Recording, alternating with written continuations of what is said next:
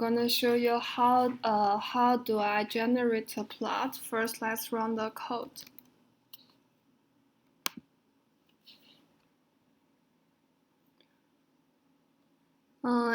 For the random plot generator, the result will be like this.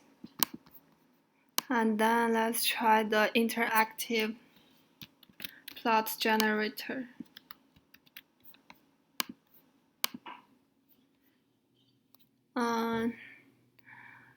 It will let us enter some index, so let's try this.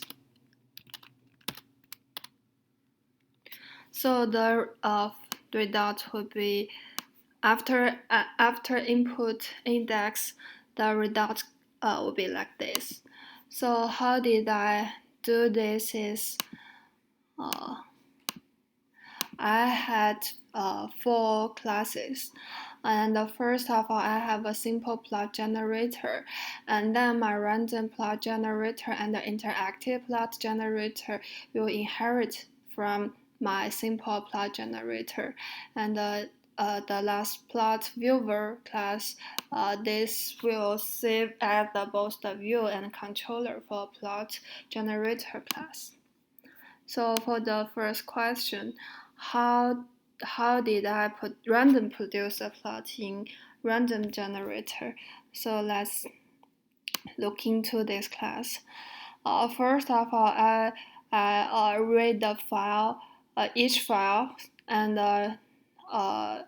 save the file context in a list, and then I will generate a randomly from the list and save this result as a format required.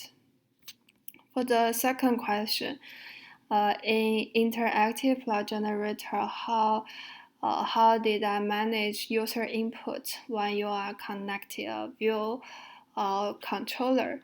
So let's see here. First of all, I created 2 objects.